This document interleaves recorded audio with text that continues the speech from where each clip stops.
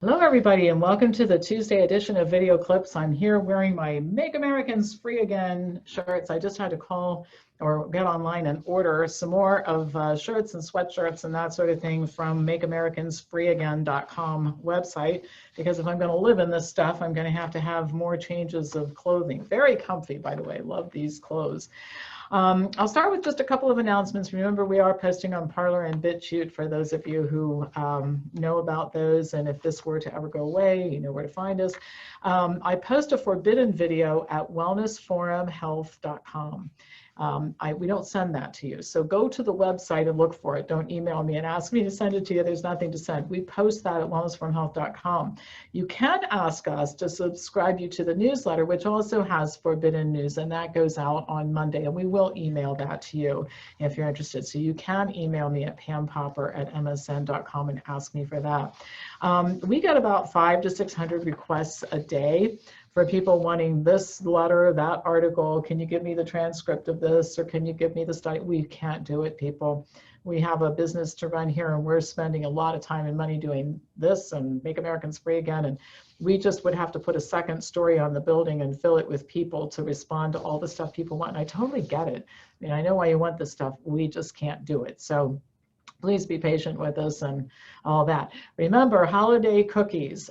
We can ship for probably another 10 days and guarantee arrival by Christmas, but they're delicious. And remember, the more cookies you buy, the fewer cookies I eat. So please call and order the cookies. But $19.99 any place, including shipping in the United States. COVID Operation is out. You can buy the paperback online. You can get one from our office, and we also have a download available through a little button on wellnessforumhealth.com. So if you, the Kindle's been removed due to censorship, so you have to buy a download at wellnessforumhealth.com if you're looking for an ebook.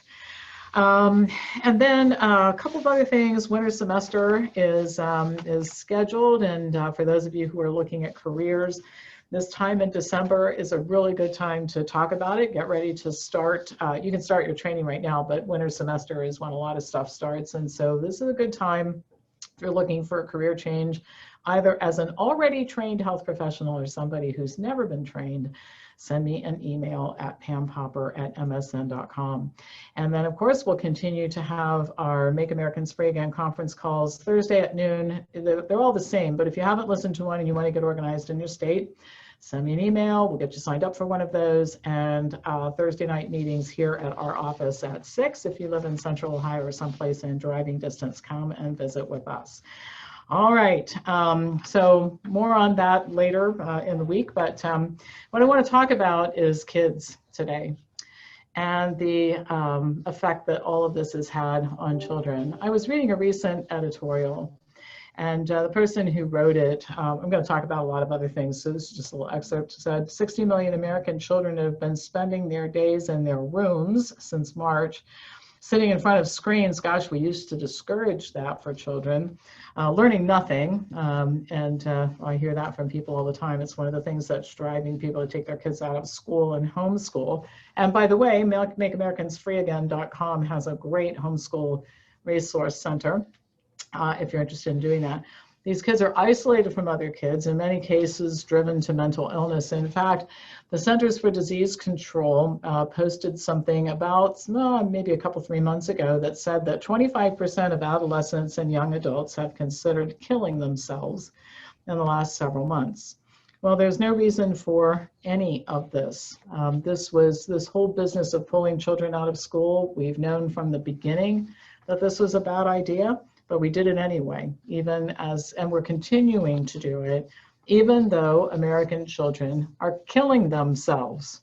I just heard about a young man from our attorney, actually, in Bowling Green, Ohio, who tried to shoot himself and he failed, and then he tried to stab himself to death and he failed, and then he tried to jump off of a cherry picker, ended up in the hospital, and his mother was not allowed to come in and see him at a time when his family would be the most important people to involve in his care. He was in college, and of course, if you've heard me talk about some of the terrible things that are going on at colleges and universities in terms of collateral damage with this. So anyway, let's look at a little history. I went back and checked on July 1st. Mr. Fauci, I don't call him doctor, said in front of a Senate committee that children should be back in school. On August 6th, he told a group of reporters that in some areas, children should not go back to school in order to protect teachers. And then he explained that he couldn't really say if kids should be allowed to go to school. It was complicated.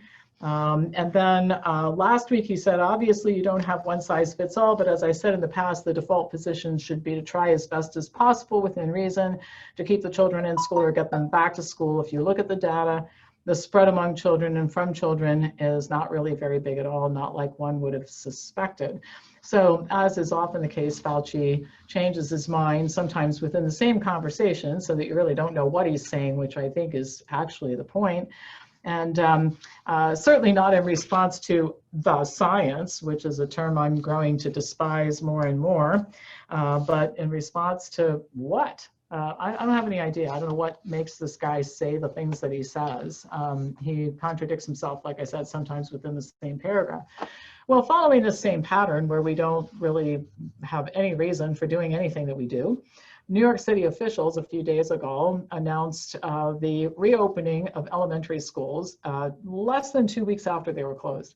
Now, medically, nothing changed. And as typical in these situations, the science was not even referenced. I mean, we're slowly degenerating to the place where they might as well just get up there and say, hey, we make stuff up. So don't ask me why we're doing what we're doing, because I don't have any justification for it at all. What happened really was that parents were screaming like mashed cats, and they forced Mayor de Blasio to admit the obvious. There's no threat to children, for crying out loud. Now, instead of admitting that he's wrong, I don't know if you've ever listened to him talk on television. It's painful to watch. He's really incapable of coherent thinking. So he said, this is what he gave as an answer. We know that the health realities for the youngest kids are the most favorable, instead of just saying the virus doesn't hurt the children. You got to cloud it in some kind of gobbledygook nonsense so that you don't really have to say, I made a decision that was wrong 2 weeks ago and I'm going to reverse it. Let's look at the science. The science, which they all like to say that they're adhering to, but I just can't find any evidence of that. In April, a study published in the Journal of the American Medical Association reported that school-age children who get the coronavirus develop mild symptoms and typically recover within 2 weeks. In June, a study in The Lancet said the same thing, finding, quote, COVID-19 is generally a mild disease in children, including in infants. There are lots of studies that have shown the same thing. Actual death rates also paint a very clear picture. New Jersey is supposedly one of the hardest hit states. Not one school-age child has died of coronavirus. Many children have died from car accidents and fires and drug overdoses and suicide, but none from COVID-19. In California, with 40 million people living there, 2 people under the age of 18 have died from coronavirus. According to the Centers for Disease Control, 123 Americans under the age of 18 have died from coronavirus. That's 123 out of 330 million people. Do the math and you'll see this is not a problem for children. It doesn't matter. The school's closed anyway. Nobody's following the science. That is the science, okay? Nobody is following it. And in the process of closing these schools, harming millions and millions, 60 million children. So why do we do this? Well, some people say we have to save the teachers. Well, for teachers under the age of 50, that's the majority of them. They do tend to retire at an early age. The odds of surviving a coronavirus infection are 99.98%. So we're talking about trying to prevent a problem that just doesn't exist. And if you extend the age to 70, it drops all the way down to 99.5%. There is no risk to teachers. Now, I think really what's going on is a lot of them would like to stay home and teach. And a lot of them like this idea of not having to get into a classroom with kids. But I have to tell you, the teachers who I know, and we have several who take yoga classes here or are members of Wellness Forum, the good teachers who I know, they want to get back in the classroom and be in the same room with kids. That's where they do their best work. But we have a lot of noisy, lazy teachers who would like to stay home. So kids don't appear to spread coronavirus, but even if they did and they all got infected, we're talking about 99.98% for under 50 and 99.5% for teachers under 70.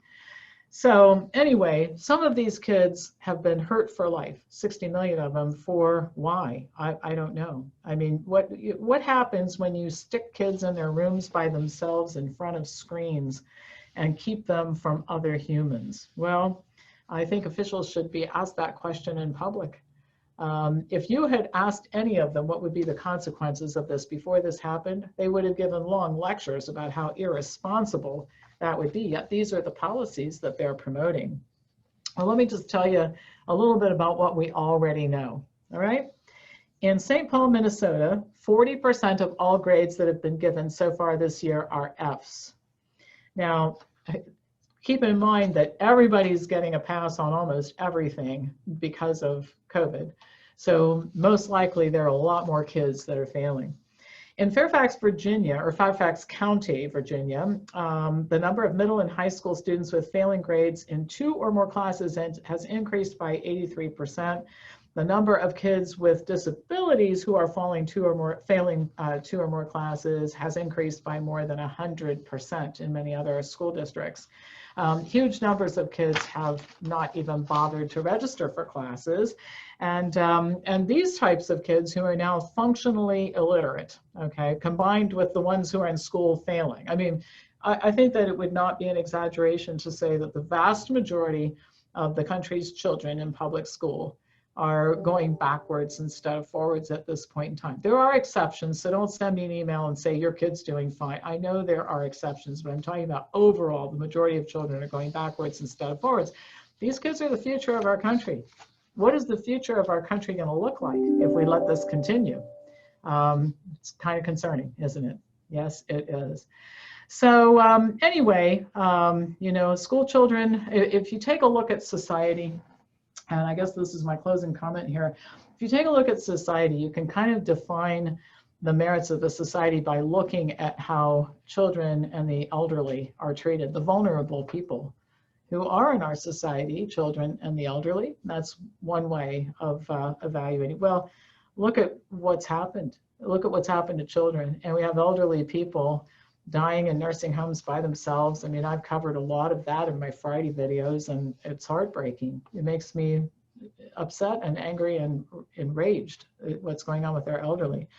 So the way that our vulnerable people, children and the elderly, are being treated kind of tells you what our rulers think about human beings in general.